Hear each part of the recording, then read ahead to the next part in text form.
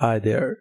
Today I'm going to show you how you can add a custom quantity drop down here with some custom numbers instead of this number field. And for this I'm going to use a plugin called WPC product quantity for WooCommerce by WP Clever, and I have already installed it, and let's activate it.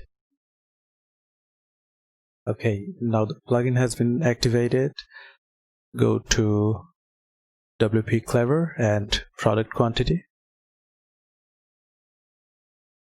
Okay, for the drop down, you select this option here, select, and you can set a minimum quantity, steps, and maximum. And I'm gonna set some values here like 5, 10, 50. You can add as many as you want, and you know better what fills your requirement. So 500, and let's say 1200, and update the option. Let's go to shop and let's check belt.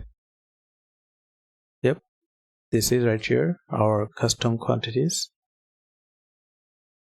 Okay, so this is how you can add some custom quantities here inside a dropdown. You can also add a radio instead of a dropdown, which could be this.